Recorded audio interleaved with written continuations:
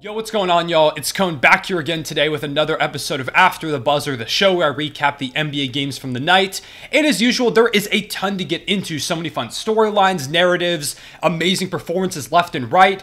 It's been an amazing playoff so far. And I will say we have been seeing a bit more blowouts than we did in the first round. So hopefully those reel themselves back in a little bit. But for the most part, I've been thoroughly entertained. And it continued with these games, Sixers Celtics Game 5 and Suns Nuggets Game 5, which is the one that I want to begin with. And coming into this matchup, the Nuggets had lost 2 straight games. The Suns defended home court after the Nuggets did the exact same thing, going up 2-0 before the Suns now tied at 2-2. And for the most part, the reason why the Suns are in this position is the play of Devin Booker, who's been one of the best players in the world in these playoffs. It feels like at sometimes he physically could not miss if he tried. He's been putting up efficient, and not even just efficient, but like hyper efficient 30 and 40 pieces almost every other game. He's also been playing some high level defense. He's been playmaking at a high level. And he's not only been clearly the Suns' best player in this run, but even one of the best players in the entire league throughout the playoffs. There's a real argument for him being the best player in the playoffs so far with the way that he's performed. And he's gotten some help, mainly in the form of Kevin Durant, who's had some pretty good games here and there. In Game 4, he was really good, but there have also been some times where he's a bit more inefficient than we're typically used to seeing Kevin Durant be. And I think part of that is the fact that Devin Booker and KD don't have a lot of help. I mean, it's each other helping themselves out. And beyond that, you'll get like a Landry Shamet game in Game 4. But outside of those few guys, you're not going to get a ton of consistent production from the outside. So there's a lot of pressure on Book and Kevin Durant to make plays. And they did so in Games 3 and 4 to make this a 2-2 series going into Game 5. But while those two were going off for Phoenix in Game 4, Nikola Jokic was also playing dominant basketball. In fact, he had arguably the best game of his entire career in Game 4, even though it came in a loss. Because in that game, he put up a career-high 53 points to go with 4 rebounds and 11 assists on 66% shooting, nearly outdueling Devin Booker and Kevin Durant, mostly by himself. Now, Jamal Murray was also really solid in that game. He was a big part of them trying to stay competitive. But for a lot of the game, it was the Nikola Jokic show, and he was doing everything for that team. He was completely dominant, eviscerating the Suns' defense, which he has done this entire series. He did it to the Timberwolves as well. There was no answer for him. It didn't matter if they threw one guy at him, 2 guys. They could have put like all 5 players on him, and I still would have trusted Nikola Jokic to somehow put the ball in the basket. That's how good he was. Now, because the team lost, and also there's all that drama with the Suns owner, will he, won't he get suspended type stuff, it kind of got swept under the rug, which, isn't the best because we want to hear these amazing performances get talked about. But thankfully, he was not suspended for Game 5, so he once again had a chance to go ahead and have an amazing performance, which he did in Game 5 en route to a Nuggets blowout win back in Denver, where this game was really never that close. Denver led for basically this entire game outside of like 30 seconds to a minute in the second quarter when the Suns went up by 1 or 2.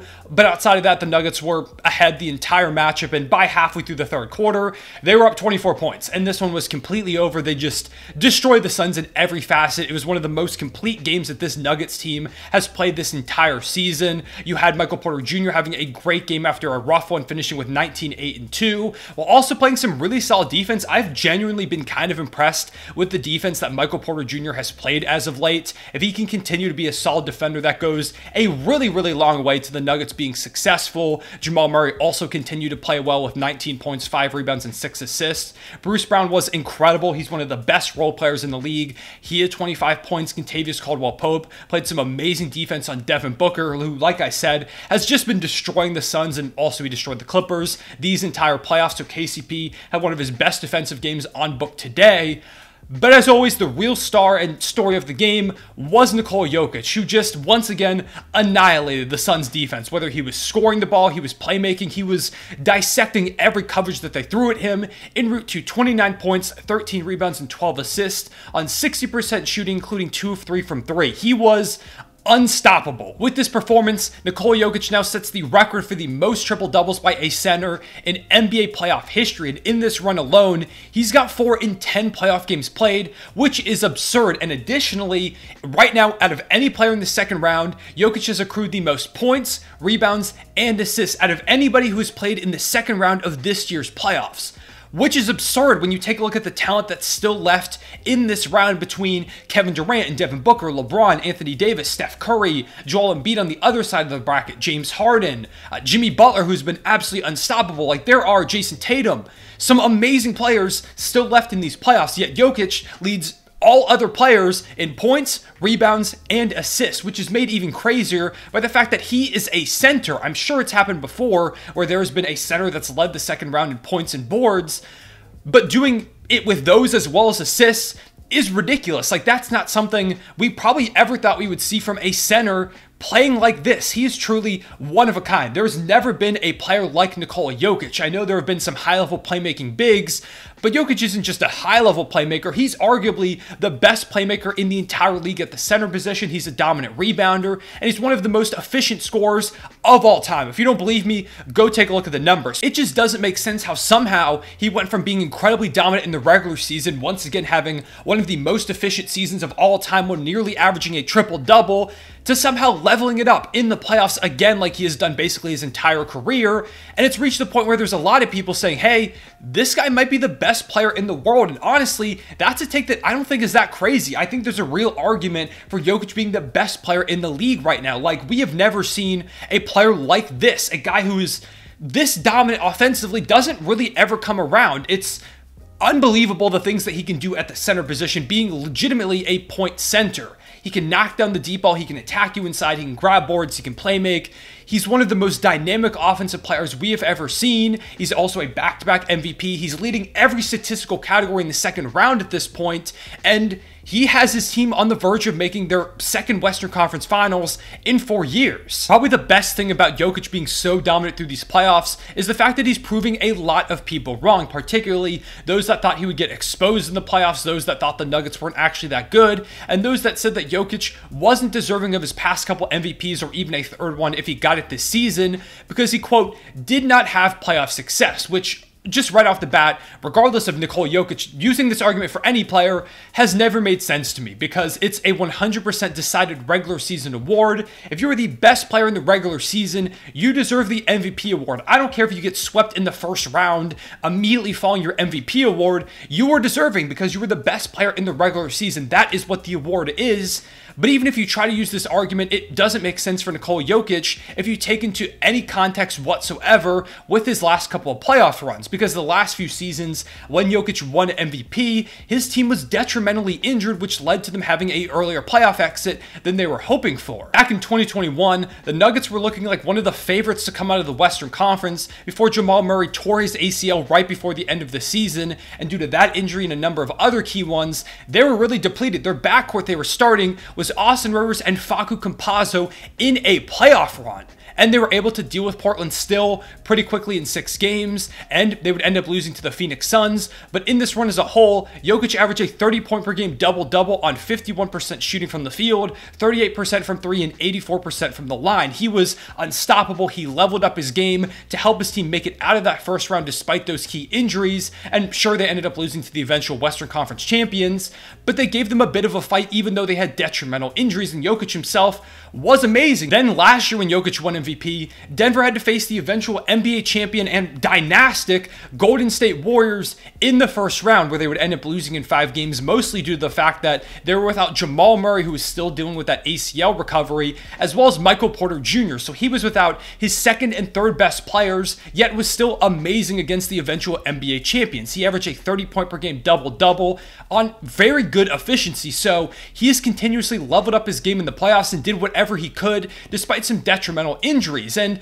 in fact, the last time the Nuggets were fully healthy, Nikola Jokic led them to a Western Conference Finals berth where they would eventually lose to the Los Angeles Lakers back in 2020. And now here again, they're once again healthy. Jokic has elevated his game to probably the best basketball he's ever played. And again, they're 1 game away from making their second Western Conference Finals in 4 years, with the other 2 years being absolutely destroyed by injuries. Despite all of this, there was talk coming into these playoffs that Jokic didn't have enough playoff success, that he would be exposed in the playoffs, that you can't build a high-level playoff team around him.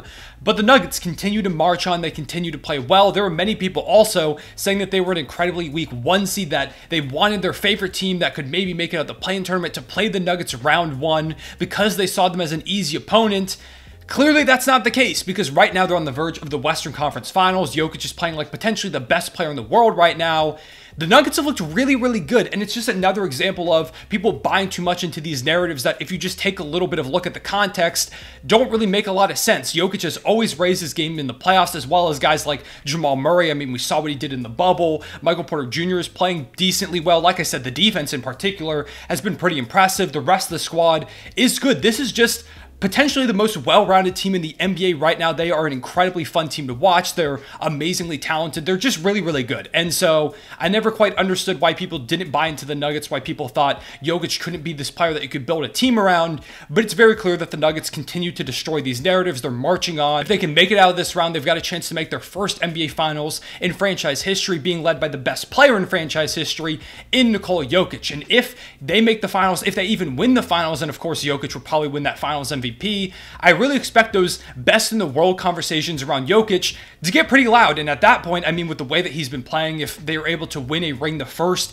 in Nuggets franchise history, and he plays the way that he has this entire run, I think it's a completely valid opinion to say that Jokic may be the best player in the entire league. As for Phoenix, whether they win or lose really feels like it comes down to if Devin Booker can play perfectly or not every single night. If they're not getting an amazing performance from him, which he was fine tonight, but it wasn't the typical Devin Booker that we've been seeing, who is absolutely unstoppable. And if they don't get that type of player, they're probably not going to win. They also need high-level production from Kevin Durant in addition. If those two guys aren't carrying them, there's really not much hope for this Suns team on any given night. They're just a not very deep team at this point. They need a full offseason to rebuild this roster and reshape it. And I think they can be really, really good when they get a full offseason to bring in some shooters and some high-level, consistent contributors around D-Book and Durant.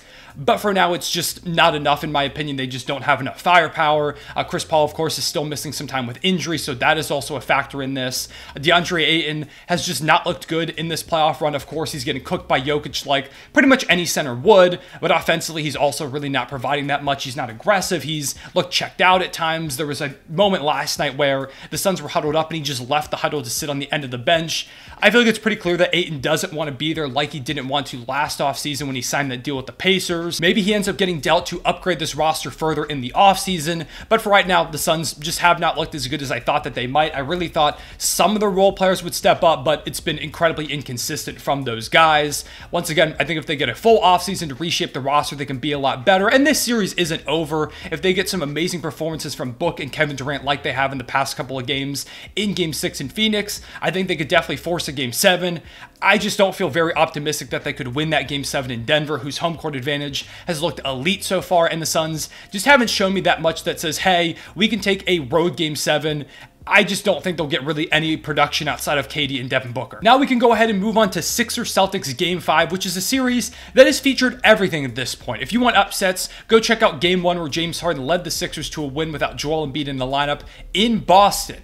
If you want a close overtime game, go ahead and watch Game 4, which is the best game of the playoffs so far and featured insane clutch buckets from all the stars, with James Harden eventually hitting a game winner in OT before Marcus Smart came this close, literally 0.35 seconds away from hitting a game-winning three at the end of OT. And if you're a Celtics fan, you want to see a blowout, go check out Game 2, where the Celtics dominated Philly on their home court, bouncing back from losing Game 1. Or you can check out Game 3, where they went into Philly and took a 2-1 series lead. It's really been an incredible series, which is exactly what I was hoping for, but it's delivered even far beyond my expectations. It's just been amazing in every facet. In fact, really the only thing we haven't seen in this series so far is a Sixers blowout win, which felt very unlikely coming into Game 5 because it was in Boston. The Sixers also just narrowly got that win in Game 4. The Celtics tasted victory multiple times with Marcus Smart once again missing the three at the end of regulation that would have won, and also just barely not getting that three off in time at the end of OT, so they came really, really close.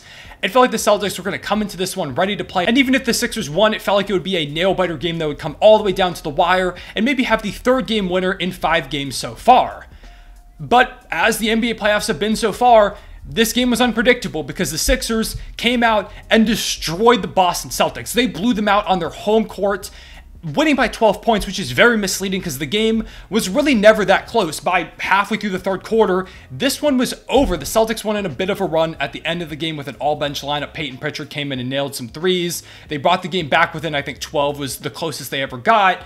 but it was really never that close. The Sixers led by as many as 20 points in this game and never trailed beyond the first 4 minutes of the first quarter. Joel Embiid had his best game of the playoffs, dropping 33 points, 7 rebounds, and 3 assists, with 4 blocks, including 3 threes. He was great. He really controlled the tempo of this game on both ends, whether it was him just getting into rhythm in the mid-range, he was hitting him with jab steps, he was taking his time, he was really just controlling the flow of the game offensively and getting to his spots, knocking down shots consistently. Or on the defensive end, where the Celtics could really not get anything in the paint. Like, they were trying, and eventually they kind of just stopped because they were scared of him.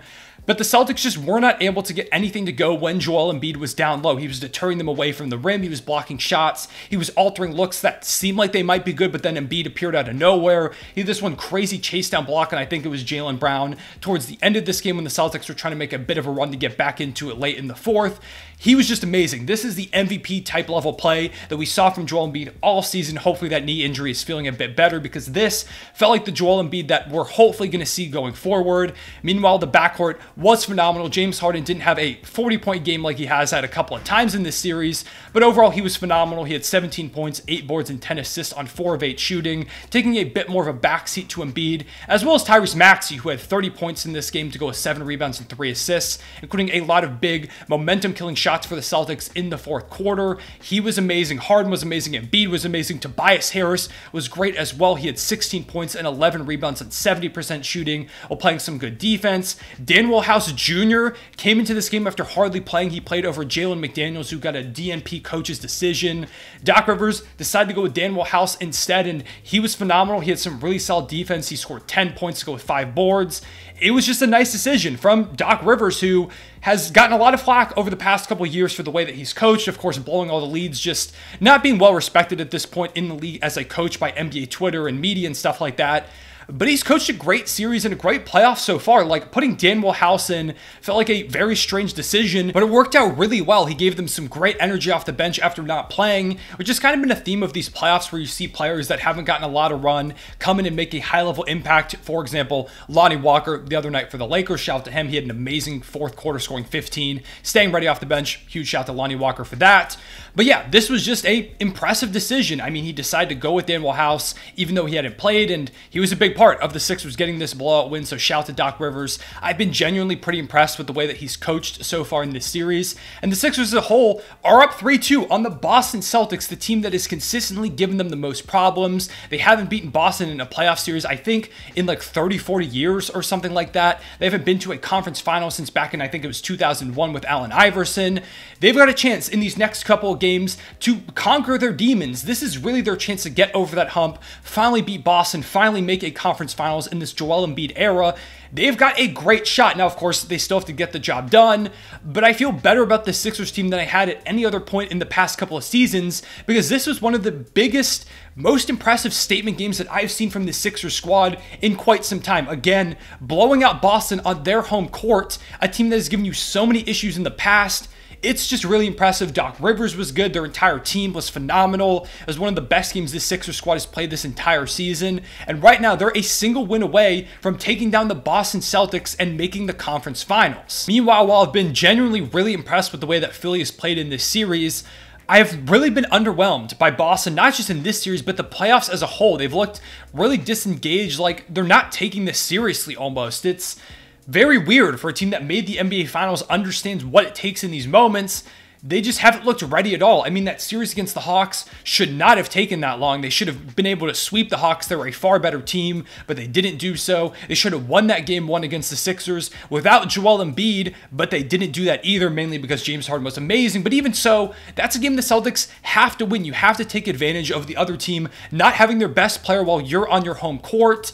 They kind of sleptwalk through this Game 5. They treated it like it was a random November game, not that it was Game 5 of a really pivotal series that can decide whether their season ends now or whether they can make a run to a second finals in a row. It's super weird, and it's not just, them looking disengaged, which is a problem, but also the performance has been wildly inconsistent. Jason Tatum is still struggling to score efficiently. He had 36 points, but shot just 40%. He was 3 of 11 in the first half, and eventually he would turn it around. But by that point, it was kind of too late. The Sixers had established a massive lead. He's just been really inconsistent, where some moments he looks like one of the best players on the planet, the guy that at the beginning of the season was an MVP candidate. And then there are some moments where you're like, is this the same player? Who is this guy? What is he doing right now? It's really, really weird. And then Jaylen Brown as well continues this trend of being very aggressive and really playing well in the first quarter before disappearing down the stretch, whether it's the second, the third, the fourth quarter. He kind of just goes silent. I think he had 3 combined shots in the second and third quarters today, if I'm remembering correctly. I think one of those quarters, he didn't have a single shot attempt. It was incredibly weird. And he finished the game with 24 points on 9 of 16 shooting, which is really good. I just don't know why he's not shooting more than that. That's kind of been his stat line over the course of this entire series. You can't have a guy as good as him doing nothing. He's having a really efficient series. He's just not shooting much. And I don't know whether that's a problem with him aggression-wise, whether that's a problem with them just not getting him the ball enough by running plays, but something needs to change. Jaylen Brown has to be more involved in what they have going on, whether he needs to step up and say, hey, I want the ball more, which I know there have also been some issues with him in this series, especially with some turnovers, some offensive fouls. Also, he just can't seem to hit free throws for some reason. He shot 3 of 8 from the line in this game. But even still, I feel like you have to get him more involved to have a more balanced offensive attack. He's an all-star and maybe even an all-NBA player. You've got to get him involved a bit more. Al Horford also had a really rough game in this one after being pretty good this entire series. He scored 0 points while shooting 0 of 7 from the field. Embiid also did a lot better against him defensively. Really nobody on the Celtics was that impressive tonight, except maybe Peyton Pritchard, who, like I said, went off in garbage time. But for the most part, the Celtics just looked really disengaged. It looked like they didn't know this was a Game 5 of a playoff series. They should be so much better than this is. They were top 5 offense, a top 5 defense. They just haven't been really that good in these playoffs so far, which feels weird to say because, I mean, they still do have a great chance to win this series. They're still a very good team, but I really thought the Celtics would look near unstoppable at times. They just really haven't done that so far. And I think part of that is I've been super impressed with Joe Mazzulla as a head coach in these playoffs. I just feel like he doesn't have them kind of in that right headset. I haven't liked some of the adjustments that he's made. Doc Rivers is out coaching him at this point, which is not what you want if you're the Celtics. Maybe this is just a wake-up call for the Celtics. They end up winning Game 6 and Game 7. They did that last year against Milwaukee where they went down 3-2 and they were able to come back and win. But at the same time, this feels a little bit different because the Sixers just feel a lot more locked in than the Celtics at this point. They look really not ready for this moment, which is super weird to say for a team that just made the finals. I don't know. The Sixers have looked like definitely the better team so far. The Celtics still absolutely do have a shot, but they just haven't looked as good as I thought they would. With all that being said, those are my thoughts on these games. Let me know what your biggest takeaways were in the comment section below. Also, if you're seeing this before the Lakers, Warriors, and Heat Knicks Game 5 tonight, go ahead and give me your predictions for those games. I'll probably go ahead and talk about those games tomorrow in another video. So make sure to leave a like and subscribe if you enjoyed, and hit the notification bell so you don't miss out on that video or any of the other ones coming up. Y'all's support has been amazing. Last month was the best month in the history of this channel, so thank y'all so much. Appreciate it more than you'll ever know. I appreciate y'all watching in general for this video. I'll see y'all later. Real one, stay back.